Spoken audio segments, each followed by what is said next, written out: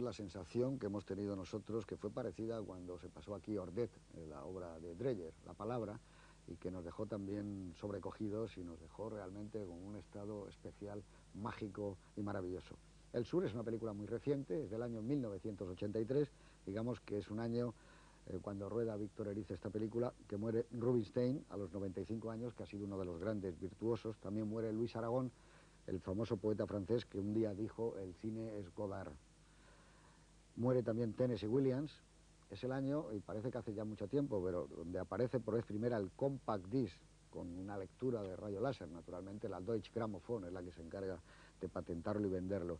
Se suicida Arthur Koestler con su mujer, que fue un autor que durante los años 40 y parte de los 50 tuvo una gran influencia en la literatura de su tiempo. Su obra Del Cero al Infinito fue absolutamente de uso obligatorio.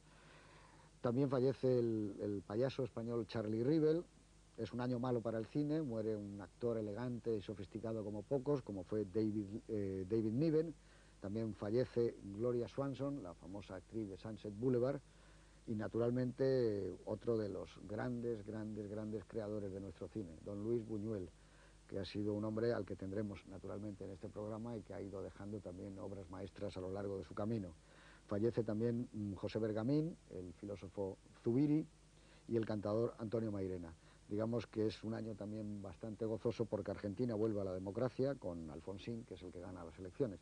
Y ya sin más, como le veo un poco más recuperado a mi amigo Juan Cobos, dinos un poco qué te ha parecido esta nueva visión del Sur. Pues a mí me parece una película realmente impresionante y tiene una cosa que en Víctor Erice se ha ido produciendo desde los años 60, que es una maduración interior muy grande y un acercamiento a unos grandes realizadores que en un principio él no admiraba tanto, pero que ha tenido siempre la honradez de confesar que le han transformado su visión del cine.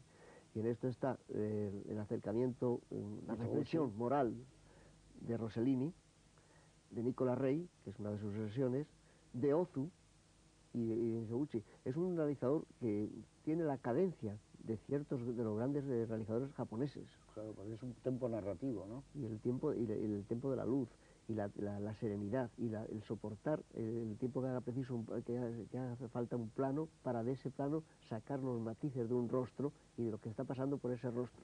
Yo, por ejemplo, y sé naturalmente su enorme fidelidad y admiración por Nicolas Ray, pero a mí me da la sensación de que se va alejando no de admiración, pero sí de puesta en escena de Nicolas Ray para ir más a otra puesta en escena más contemplativa, más de la mirada, ¿no? Mucho más de Ozu, como tú dices. No sé qué os parecerá a vosotros, pero aquí ya los rastros de Nicolas Ray... Bueno, yo creo que hay muchos, pero muy subterráneos. Es decir, lo que no hay nunca en Víctor es ni una cita ni una copia de nadie, pero yo constantemente, viendo esta película, recuerdo que me llamaba la atención, decía, no se parece esto a nada de Ray, pero hay algo parecido. Por ejemplo, a mí la escena esta del diálogo en el Gran Hotel entre Iciar Bollaín y Homero Antonucci, con esa separación, esas pausas que hay entre los planos y los contraplanos, con esas miradas, a mí me recordaba perfectamente la respiración que solo encuentro en algunas películas de Nicolas Ray y en escenas parecidas. Eso está mezclado con un cierto tono que a mí me hace pensar en El Río, de la que tampoco hay nada copiado. El inicio inequívocamente me hace pensar en Ordet. Empieza de una manera muy parecida que Ordet, con alguien que se despierta y hay gritos y buscan a alguien por un aire. No se parece nada tampoco a Ordet, no hay nada copiado, pero se nota que hay como esa impregnación muy subterránea y el haber absorbido, que realmente yo creo que es la manera de digerir las enseñanzas de los grandes maestros elegidos, porque yo creo que esto es una cuestión un poco de afinidades selectivas. Yo no sé, y ahora le voy a dejar la palabra a Miguel Rubio. A mí me parece, vista ahora, que por ejemplo esa escena del Gran Hotel, que probablemente es una de las mejores o la mejor escena de la película, la resolución de esa escena, de esa secuencia, cuando se levanta Iciar Bollaín, le acompaña un traveling con grúa, que ahora lo estaremos probablemente viendo.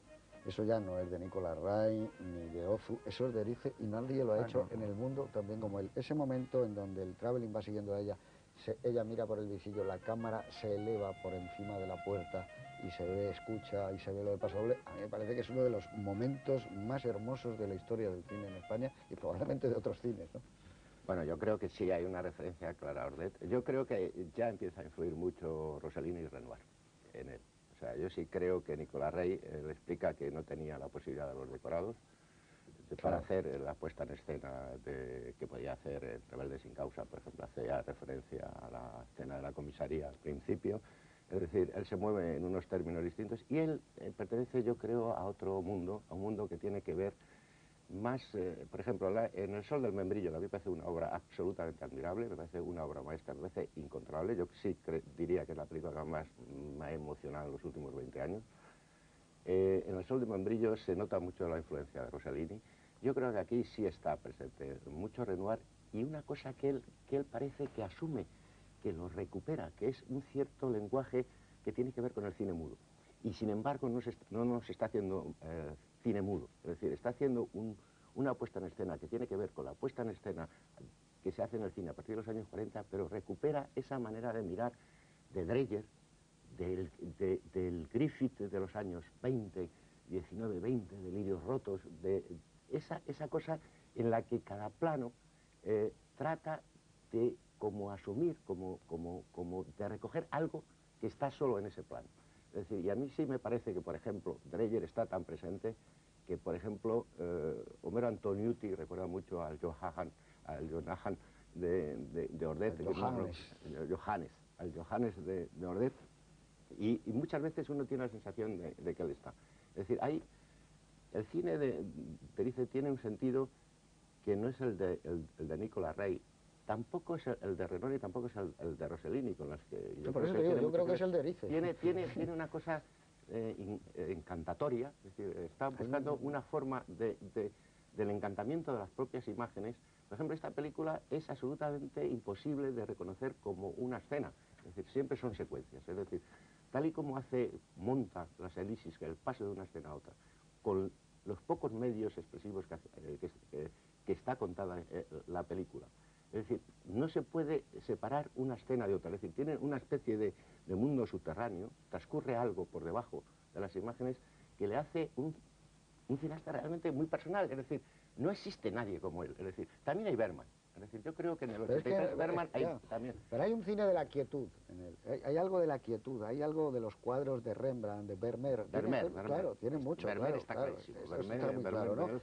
Pero incluso dentro del plano, por ejemplo, hay un momento a mí, a la primera vez que empieza la niña ha hecho la comunión y la cámara sale para atrás en un traveling muy suave, luego vamos viendo la mesa, vemos a la gente que está con la mesa, está sonando con el acordeón el pasodoble en el mundo, es magnífico el plano.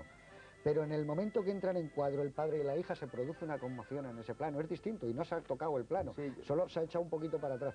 ¿Dónde está esa carga de que te cambian los paisajes interiores y solo es el padre con la chica casi a la cintura y que se van moviendo? Es distinto. Siempre repite, porque luego va a repetir en la boda. A lo que yo voy es que siendo el mismo plano, la misma toma, es como distinto. Ha habido una variación tan grande en la relación entre el padre y la hija cogidos, que luego cuando recupera otra vez el plano y vuelve para atrás, que termina, bueno, ya es otro plano, es el mismo, muy bonito, es un juego de fin, de cerrar una secuencia, un plano secuencia, pero, amigo, cuando aparece la hija y el padre, aquello es una cosa por religiosa, no tiene nada que ver con nada. Yo le veo a Miguel María con muchas ganas de intervenir, pero le voy a dejar enseguida la palabra. Pero yo creo que es un cineasta que trata de que reflexionemos. Es decir, el cine le sirve para reflexionar, para hacer siempre una reflexión moral. Eso es lo que le hace ser un gran cineasta y un cineasta clásico y que se echa tanto de menos en el cine de hoy y que solo a veces encontramos. Pero yo creo que lo bueno, lo que tiene de verdaderamente maravilloso es el hecho de que a través de la emoción, siempre a través de la emoción, y por eso yo estoy de acuerdo contigo, José Luis, trata de hacernos reflexionar. Es decir, ese equilibrio entre emoción o pasión y reflexión es lo que le hace un cineasta absolutamente verdaderamente maravilloso. Y incluso yo siento que en las encuestas, cineastas que admiro españoles, estén por delante de él, porque me parece que es una voz absolutamente universal, como ha dicho Juan Cobos. Es un cineasta con una personalidad enorme, con un universo y sobre todo con una mirada. Es decir, es que es imposible encontrar una mirada. Yo solo encuentro una mirada, lo diré después, y ya sé que a lo mejor María me va a contestar, que es a la que a veces se parece.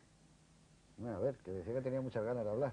No, pues es imaginación, pero bueno, no, hay una cosa que enlaza con un par de cosas que habéis dicho. Yo creo que hay un factor fundamental que es lo que decía antes Juan, me parece, esta especie de saltos en la evolución que hay en la obra escasa de Víctor Erice, Yo creo que esto radica precisamente en que entre película y película pasa tanto tiempo que él está de todas maneras actuando, pensando como cineasta, aunque no ruede. Entonces realmente ahí hay una reflexión continua sobre el cine, que efectivamente se echa muy en falta. Faltan en la películas mayor que ha parte rodado del ya, cine actual, ¿no? ¿Quieres decir pero tú? que él, digamos que las ha rodado mentalmente, Claro. y cuando de repente hace una cada 10 años, esperemos que la próxima tarde menos que en los anteriores Nos va lapsos, camino ya.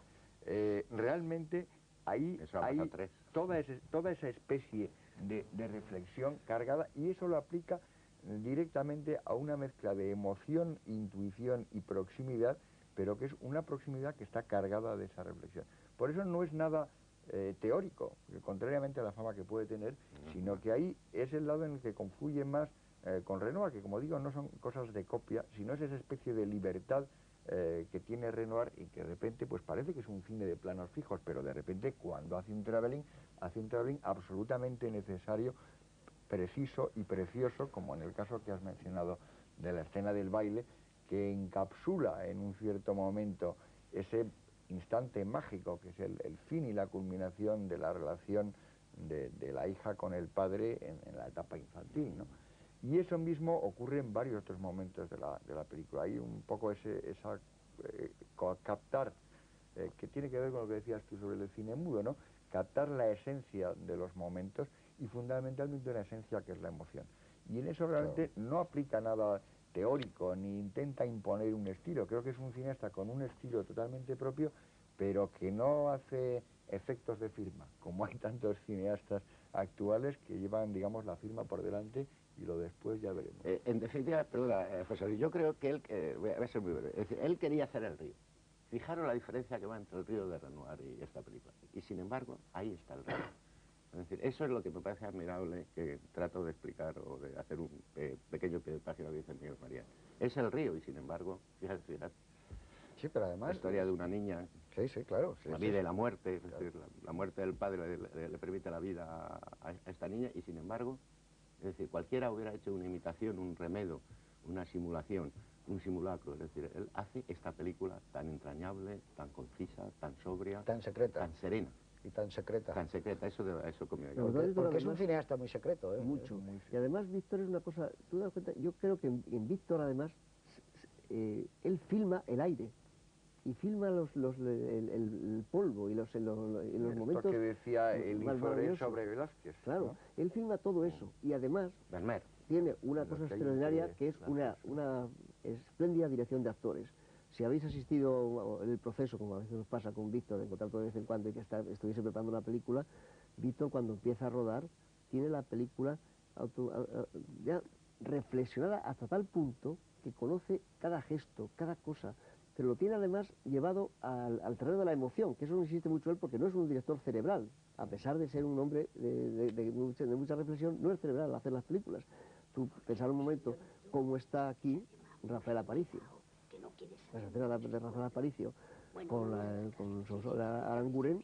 Pues Aparicio es el sur. Sí, claro. Es el acento. Y por eso el color. el río es la luz que él quería para la segunda parte, para el sur. Hay un río que se llama el Guadalquivir. Sí, pero él quería eso. Él dijo, yo el río, dice, mientras rodaba la película yo veía el sur todo el tiempo, porque esperaba dar esa luz en la segunda parte. Entre este norte frío, aterido, desangelado, donde, como dice Rafael Aparicio, pero aquí nunca hace calor, hasta ese sur que iba a ser como una explosión de luz.